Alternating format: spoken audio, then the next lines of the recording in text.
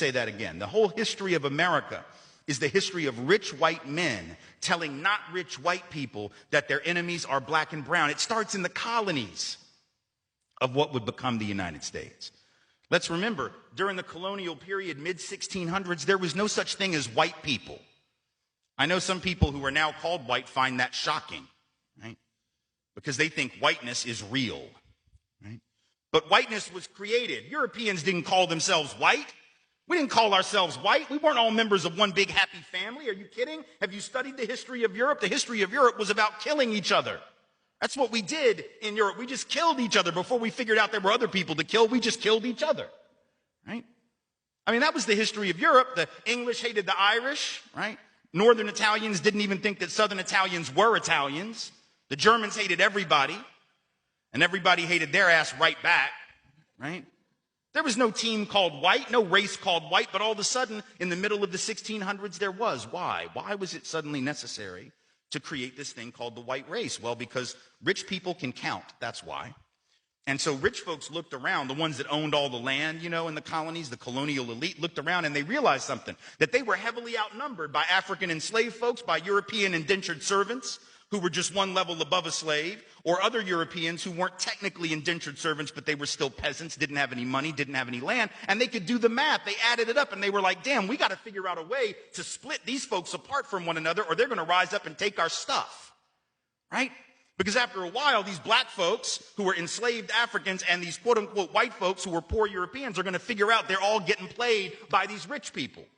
Right? So ultimately, the rich figure out they got to come up with some way to get somebody in that group on their team. The easiest thing is to get the poor Europeans, right? Because at least they look like you. They sort of share some of the customs and the culture. So they all of a sudden create this thing called whiteness, and they say, now you're part of the club. Now we're going to let you testify in court, enter into contracts, vote, at least if you're a man, own a little bit of land, at least if you're a man, right? And we're going to get rid of indentured servitude. No more of that, because you're too good for that. And we're going to take the white men, now called white men, and put them on the slave patrol to keep black people in line. Give them a horse and a gun and a badge and make them feel big and powerful, right? They're still poor. They still don't have anything. They didn't pay the slave patrol well, right? Just exploited them, used them as a buffer between the elite and the other poor folks, particularly poor folks of color. And pretty soon, the rebellions that occasionally happened where black and white got together to overthrow the elite, those stopped. Because the divide and conquer had begun to work, right? You could turn people against each other by telling those poor white folks, they got to keep these black people in line.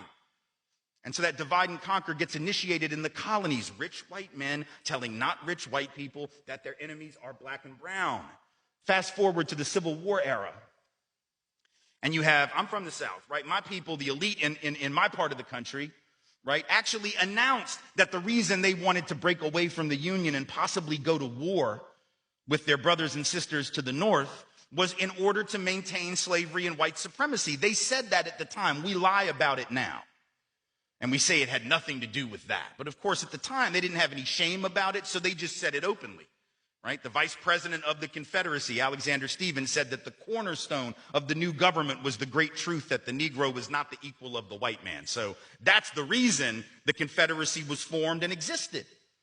But here's the trick. If I'm rich and I want to go to war to protect my ownership in other human beings, my property, but you're poor and you don't own any enslaved people, why the hell would you go fight to protect my stuff?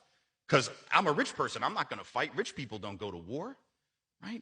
Rich people get poor people to go to war for them, whether it's in 1860 or whether it's during the 1960s or whether it's today, right? Rich folks get doctors to write notes for them that say that they have heel spurs, and that's why they can't go to Vietnam. And if you don't know who I'm talking about, you can Google that shit because he's sitting in the White House right now, right? Well, I can't go fight. I have heel spurs. Send some poor kids to do that for me, please, right? So that's been a long-standing tradition. So the rich have to figure out a way to convince the poor to go fight for them. But that's a hard thing. That's like a hard sell, right? Like, how the hell, why would you do that? Why would you go fight to protect my property rights when you don't own anything? The only way you would do it is if that rich person comes to you and says, hey, listen, you gotta go fight because we gotta maintain our way of life, because if these people get free, they're gonna take your jobs. No, fool, they already got your job. That's how it works, right? Because if I'm white and I gotta charge you $1 a day to work on the farm, but you can get a black person to do it for nothing because you own them. Guess who got the job? Free got the job, right? So in a sense, poor white folks would have been better off joining with black folks to overthrow the slave system. That would have raised the wage floor of all working people. But they got tricked by rich white men telling them that their enemies were black and brown. Fast forward to the 1930s.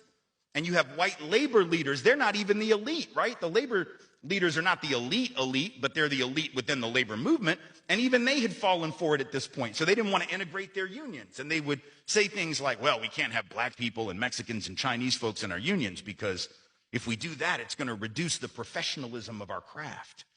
We have to maintain the integrity of our profession. No, fool, you need more people in the damn union is what you need. And if you don't let those folks in, guess what happens when you go out on strike? Who is the boss going to use to replace you? They're going to replace you with the very same black and brown folks that you didn't want to work next to, right? And so at the end of and then you're going to blame them for taking your job rather than the white rich dude for giving it to them, right? Divide and conquer. Telling not rich white folks that their enemies are black and brown. And now we fast forward to the president. We got the president of the United States becoming president on the basis of that same rhetoric. Telling not rich white folks that the reason they don't have a job is because Mexicans took them, right? That's the argument. Keep in mind, there's been a net outflow of Mexican folks from this country, out of this country in the last 10 years. Right now, border crossings and actual in-migration at the lowest level they've been since the 1970s. So anybody who believes that is a damn fool or somebody who does not understand how to do research on the internet or someone who doesn't care, right? But he says the reason you don't have a job is those brown folks took them.